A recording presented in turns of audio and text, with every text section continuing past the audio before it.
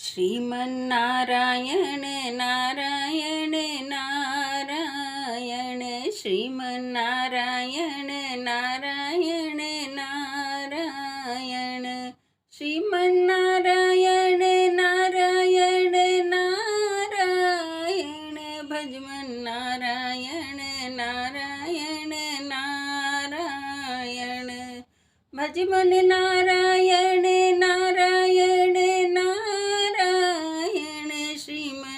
Narayan Narayan Narayan. Radhe Radhe friends, हमारे YouTube channel में आपका बहुत बहुत स्वागत है। बंधुओं, अब हम श्री भगवद गीता के 14वां अध्याय श्रवण करेंगे। हे अर्जुन, यह कामना करे जीव का नाश, जोड़ जोड़ कर लक्ष्मी धरे तिजोरी बीच, ऐसा नर संसार में यश रंचक नहीं पाए। इस कारण सब कामना करो मित्रवर दूर, जिनको निशि बासर रहे धन लेने की आश, वह तामस नर जानिए वही जगत में नीच। सब त्यागे इस देह को तुरंत नरक में जाए, भाव सदा निष्काम को कर लो युद्ध जरूर। श्रीमन्नारायण नारायण हरि हरि, श्रीमन्नारायण नारायण हरि हरि, श्रीमन्नारायण नारायण हरि हरि।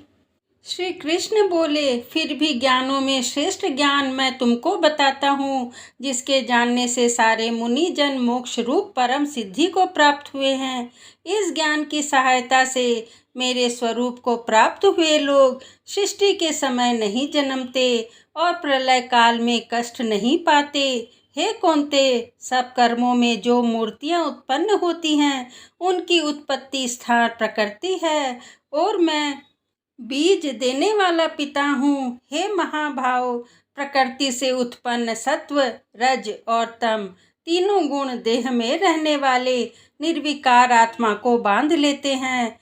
हे अनग, इनमें तत्व निर्मल होने के कारण प्रकाश और निरुपद्रव है, जो प्राणी को सुख तथा ज्ञान के साथ बांधता है।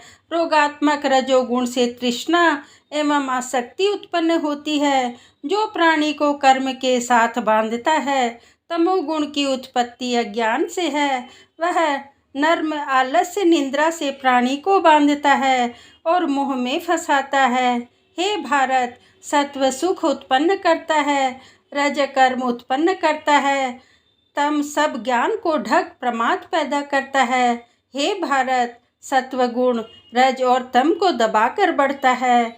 इसी प्रकार रज सत्व एवं तम को और तम सत्व एवं रज को दबाकर बढ़ना चाहता है। इस देह में इंद्रियों द्वारा सब ज्ञान का प्रकाश उत्पन्न हो, तब समझिए कि सत्व गुण की विशेष वृद्धि हुई है। हे भारत, रजोगुण की वृद्धि में लोभ, कर्मों में प्रवृत्ति, कर्मों का आरंभ, अशांति और इच्छा उत्पन्न होती है। हे कुरुनंदन, तमोगुण की प्रबलता में अविवेक, अनुद्यम, प्रमाद एवं मोह ये सब होता है। जब देह को सतोगुण के उदय में मृत्यु प्राप्त होती है, तो वह ज्ञानियों के प्रकाशमय लोक को पाता है। रजोगुण के उदय से मरकर कर्मों में आसक्त मनुष्य जन्म लेता है और तमोगुण के उदय में मरा हुआ मूढ़ योनि में जन्म पाता है। सात्विक पुण्य कर्म का फल भी सात्विक कलंक रहित होता है। राजस कर्म का फल दुख और तामस कर्म का फल अज्ञान है। सत्व में ज्ञान उत्पन्न होता है, रज से लोभ तथा तम से प्रमोद, मोह एवं अज्ञान की उत्पत्ति होती है। सात्विक पुरुष को उत्तम, राजस को मध्यम और अधम तामसी लोगों को नीच गति प्राप्त होती है। जो देह शरीर में उत्पन्न होने वाले सत्व, रज, तम इन तीनों गुणों को जान लेता है, वह जन्म, मृत्यु, बुढ़ापा और रोग से छूटकर मुक्ति को पाता है। अर्जुन ने पूछा, हे प्रभु, कैसे मालूम हो कि अमुक मनुष्य ने तीनों गुणों को पार किया है? इसका क्या बर्ताव है? किन उपायों से वह तीनों गुणों को त्यागता है। हे पांडुनंदन, प्रकाश प्रवृत्ति होने में उनकी इच्छा न करे, उदासीन मनुष्य के समान, जिसको सुख दुख समान है और गुणों के कर्म होते ही रहते हैं, यह जानकर जो निश्चिंत रहता है और कभी विचलित नहीं होता, जिसको सुख एवं दुख, मिट्टी पत्थर तथा सुवर्ण, प्रिय और अप्रिय, निंदा एवं स्तुति समान है, जो धीर है, जिसने सभी बखेड़े छोड़ दिए हैं, उसे गुणातीत कहते हैं। जो अनन्य भक्ति से मुझे पूछता है, वह इन तीनों गुणों को जीतकर ब्रह्म भाव को पाता है, क्योंकि ब्रह्म का और विकार रहित मोक्ष का तथा सनातन धर्म के अखंड सुख का भंडार मैं ही हूँ। ओम नमो भगवते वासुदेवाय नमः। ओम नमो भगवते वासुदेवाय नमः। ओम नमो भगवते वासुदेवाय नमः। 14वें अध्याय का महात्म्य।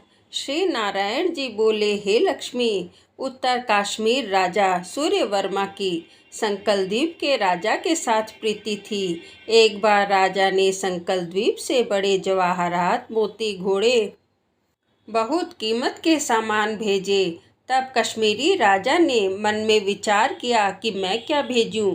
एक दिन राजा ने अपने मंत्री से पूछा, हम क्या भेजें? मंत्री ने कहा, जो वस्तु वहाँ न हो वही भेजना उचित है। राजा ने कहा, शिकारी कुत्ते वहाँ नहीं हैं, सो भेजो। संकल द्वीप का राजा कुत्तों को देखकर बड़ा प्रसन्न हुआ और यह शिकारी कुत्ते वहाँ थे भी नहीं।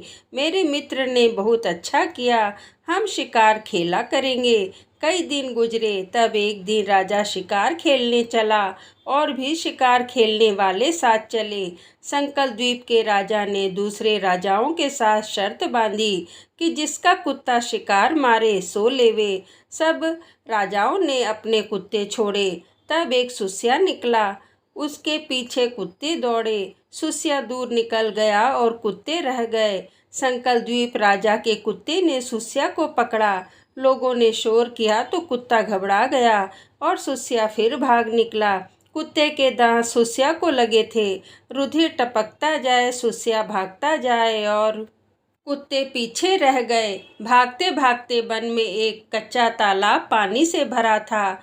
उसके तट पर एक कुटिया थी, वहाँ एक साधु रहता था। उस तालाब में सुस्या जा गिरा और पीछे से वह कुत्ता भी जा गिरा। इतने में राजा भी घोड़ा दौड़ा कर वहाँ पहुँचा तो देखा कि दोनों तालाब में मरे पड़े हैं। और राजा को देखकर उन दोनों ने कहा, हे राजन, तू धन्य है, तेरे प्रताप से हमने देवदेही पाई है। राजा ने पूछा, यह कैसे? उन दोनों ने कहा, हम नहीं जानते, इस जल के छूने से हमें देवदेही मिली है। राजा बोला, मेरे भाग्य धन्य हैं जो तुम्हारा उद्धार हुआ। इतना कह दोनों वैकुंठ को गए। राजा ने नमस्कार करके पूछा, हे संत जी, वार्ता कहो। उस संत ने कहा, हे राजन, मेरा गुरु यहाँ रहता था, नित्य स्नान करके गीता के 14वें अध्याय का पाठ किया करता।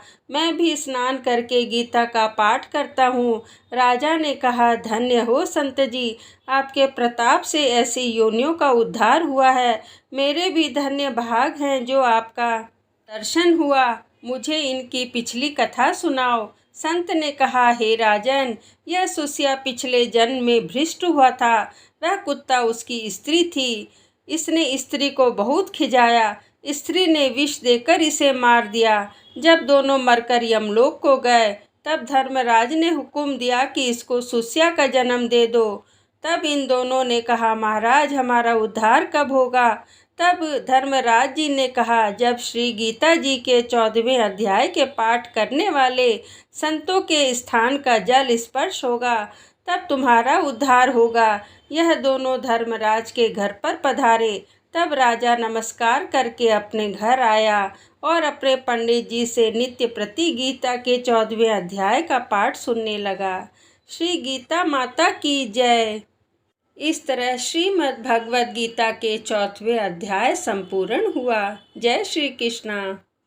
श्रीमन्नारायण नारायण नारायण, श्रीमन्नारायण नारायण नारायण।